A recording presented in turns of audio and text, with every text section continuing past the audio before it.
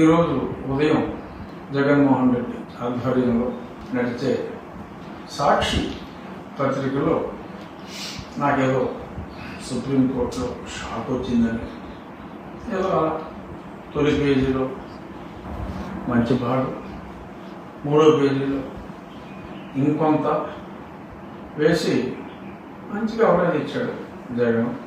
ఒక గమనిక, ఇది నేను డిప్యూటీ స్పీకర్ హోదాలో మాట్లాడతా పాత రఘురామకృష్ణరాజు గానే మాట్లాడుతున్నా. ఏ జగన్మోహన్ రెడ్డి చేత నేను హింసించబడ్డానో ఆ హింసకు గురి కాబట్ట రఘురామకృష్ణరాజు గానే మాట్లాడుతున్నా. ఇక్కడ నేను డిప్యూటీ స్పీకర్గా మాట్లాడతలేదు. అప్పట్లో జగన్మోహన్ రెడ్డి ముఖ్యమంత్రిగా విచ్చలవిడిగా వ్యవహరిస్తున్న రోజుల్లో అతడికి నాకు కొన్ని పాలసీల మీద డిఫరెన్స్ వచ్చిన తొలినాళ్లలో అప్పట్లో అతని పార్టీలో ఉండి తర్వాత ఇంకేదో పార్టీలోకి వెళ్ళి ఎంపికైన ఒక జానుబాహుడి నేతృత్వంలో కంప్లైంట్ ఇప్పించాడు. అది వెంటనే అప్పట్లోనే సిబిఐ వాళ్ళతోటి ఇమ్మీడియట్గా ఒక రైడ్ చేయించి, అప్పట్లో సాయిరెడ్డి గారు అక్కడ ఉండేవారు కదా, ఆయన కూడా బాగా ఫాలో అప్ చేసి ఎఫ్ఐఆర్ కూడా అప్పుడే హడావుడిగా చేయటం జరిగింది. ఇన్వెస్టిగేషన్ కూడా అయిపోయింది. బట్ వేరే బంచ్ ఆఫ్ ఎవరెవరో ఇటువంటి ఎమర్జెన్సీగా నోటీసులు ఇవ్వకుండా ఇలా ఎఫ్ఐఆర్లు చేస్తే కొద్దిమంది సుప్రీంకోర్టులో ఉంటే వాళ్ళతో పాటు నా కేసు కూడా ట్యాగ్ అయింది. ఆ ట్యాగ్ అయిన కేసులో 3 సంవత్సరాల తర్వాత దాన్ని నిన్న అన్ని కేసులతో పాటు నాది ఒక్క కేసే కాదు, ఈ సాక్షుడు నా కేసే రాశాడు ఒక కంపెనీ కేసు పేరు. Okay fine. బట్ నాకు సంతోషకరమైన అంశం ఏంటంటే ఇవాళ ఈ సాక్షి చూసిన తర్వాత ప్రతిదానికి సంతోషించవలసిన విషయాలు కొన్ని ఉంటాయేమో అని అనిపించింది. ఎందుకంటే ఇవాళ ఈ చిన్న వార్తకి నా బొమ్మేసి అంటే సాక్షిలో నా ఫోటో పట్టని ఏడు మామూలుగా ఏ కార్యక్రమాల్లో పాల్గొన్న ఇటు సాక్షివాడు అయితే అసలు నా ఫోటో కూడా వేయడు. ఏదైనా ఉన్నా నా ఫోటో కట్ చేయటం, ఒక 10 మందిలో నేనున్నా నా పేరు లేకుండా రాయటం, ఇటువంటి ఎలా పనులే చేస్తూ ఉంటాడు వాడు. కానీ ఒకటి వేశాడు, మంచిగా బాగానే వేశాడు. కానీ ఒకటి నేను హానెస్ట్గా సంతోషించే అంశం ఏంటంటే అతడి పతనానికి కారణం నేనే అని భలే కన్ఫర్మ్ చేశాడు. ఎందుకంటే ఒక చిన్న మ్యాటర్, ఒక 15-20 మ్యాటర్లతో కలగలిపిన ఒక మ్యాటర్, ఒక కామన్ జడ్జిమెంట్లో నా బొమ్మ వేసి తొలి పేజీలో వేసి లోపల పేజీలో మళ్ళీ వేసి అంత స్పేస్ నాకు ఇచ్చేసాను కదా. ఏమంటున్నారు బాబు నీకు నా మీద? ఏదైనా నీ పతనానికి కారణాన్ని నేనే అని చెప్పి యావత్ తెలుగు జాతికి ప్రూవ్ చేసినందుకు డెఫినెట్గా సంతోషం. జగన్మోహన్ రెడ్డి ఏకవచనంలో మాట్లాడుతున్నా. ఎందుకంటే డిప్యూటీ స్పీకర్గా అయితే మా ఎమ్మెల్యే జగన్మోహన్ రెడ్డి గారనే నేను ఎప్పుడు సంబంధించాను. బట్ ఇప్పుడు నేను డిప్యూటీ స్పీకర్గా మాట్లాడగలను కాబట్టి పేరుతో సంబంధించవలసిన అవసరం ఉంది.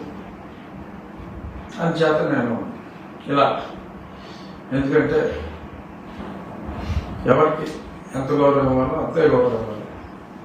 ఒక డిప్యూటీ స్పీకర్గా ఎమ్మెల్యే గారికి నేను గౌరవిస్తాను. బట్ ఒక రఘురామకృష్ణరాజుగా మీరు చేసిన దానికి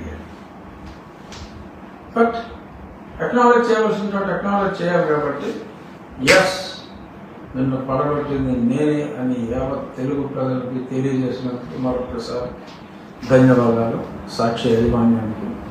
ఇక ఈరోజు చెప్పాలనుకున్నది సరే, అప్పుడు ఏమైనా కూడా, ఎందుకంటే నన్ను అభిమానించే వాళ్ళు జగన్ అభిమానించే వాళ్ళు కన్నా చాలా ఎక్కువగా ఉన్నారు కనుక చెప్పాలి.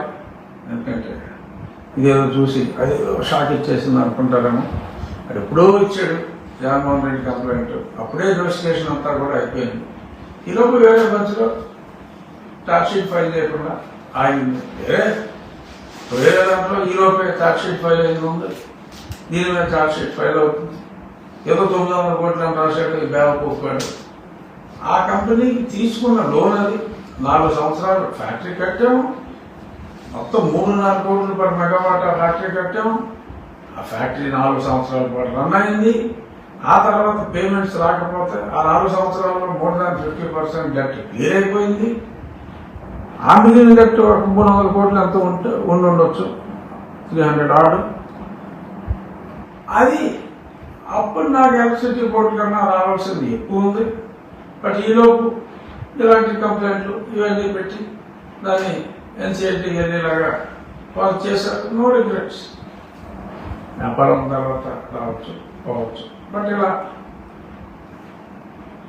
900 కోట్లు ఒరిజినల్ లోన్ ఇచ్చేసింది కాకుండా మామూలుగా బ్యాంకు ఇంత లోన్ తీసుకుంది అంటాడు. దానికి వీళ్ళు చివరి పలవరగా సాక్షిగా అక్కడ ఉన్నదే లేదు. చివరికి ఏమైంది, కుంజరహారాగా చివరిలో రాశాడు.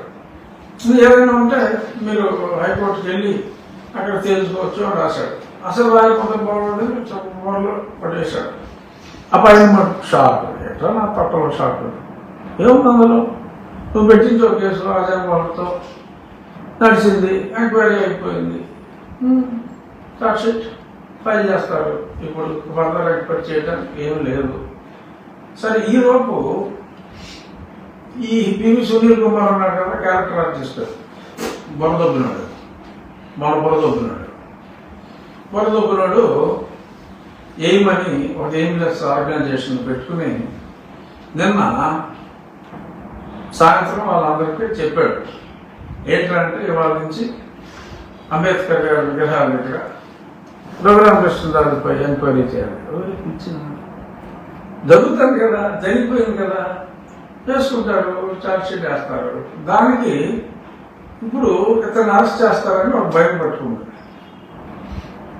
లేకపోతే రేపు వేసేస్తారు. ఎందుకంటే ఎవిడెన్స్ అన్ని క్లియర్గా ఉన్నాయి. చాలా స్పష్టంగా ఒక డిఎస్పీ స్థాయి అధికారి, ఎస్ఐ స్థాయి అధికారులు, కానిస్టేబుల్స్ స్పష్టంగా ఆ సంఘటన జరిగిన తర్వాత ఎవరైనా మాట్లాడితే ఎవరైనా చెప్తే చంపేస్తాను అని చెప్పి ఈ సునీల్ కుమార్ బెదిరించాడు అన్న 164 స్టేట్మెంట్ మ్యాజిస్ట్రేట్ ఎదురకుండా దేవుడు కూడా కాపాడాడు. అతడు ఉడతూపులు చూసి నా దగ్గర ఏముంది, ఏదో మొన్న రెడీ చేసుకున్నాడు, ఒకవేళ నన్ను అరెస్ట్ చేస్తా కనుక మీరు అందరూ ఆందోళన చేసేయాలి అని చెప్పాడంట. ఇవాళ నుంచి అంబేద్కర్ గారి విగ్రహాల దగ్గరికి వెళ్ళి వీళ్ళు అంబేద్కర్ గారి ఆశయానికి వ్యతిరేకంగా మరి ఏంటంటే దళిత క్రిస్టియన్లకి రిజర్వేషన్లు ఎవరా మార్చుకుంటే మార్చుకోవచ్చు. ఆయన రాసిన రాజ్యాంగం గురించి నేను మాట్లాడుతున్నా. ఆ రాజ్యాంగం తప్పని మళ్ళీ సమర్థించే వాళ్ళకి వ్యతిరేకంగా అంబేద్కర్ విగ్రహం దగ్గరే, అంబేద్కర్ గారి విగ్రహం దగ్గర వీళ్ళు ఆందోళన చేస్తూ రఘురామకృష్ణరాజు గారు ఆయన స్పీకర్ పదవిలో ఉన్నప్పటికీ, డిప్యూటీ స్పీకర్ పదవిలో ఉన్నప్పటికీ చెయ్యాలి చేస్తారా, దానికి మీకు సంబంధం లేదు, చేస్తారు. మీరు ఊపే వర్తూపులకి భయపడే వాళ్ళు ఎవరో ఉండొచ్చేమో కానీ మన దగ్గర కుదరదమ్మా, కుదరదు. ఏ వేషాలు ఏదో వేషాలు వేసుకోండి, వారు మొదలెడతారన్నారు, చేసుకో. అన్ని విగ్రహాల దగ్గర Raghuramakrishnaraju down down, PV Sunil Kumar జిందాబాద్ అని చెప్పి మీ వేషాలు, మీ పగటి వేషాలు మీరు వేసుకోండి. ఓపెన్గా చెప్తున్నా, మీ పగటి వేషాలు మీరు వేసుకోండి.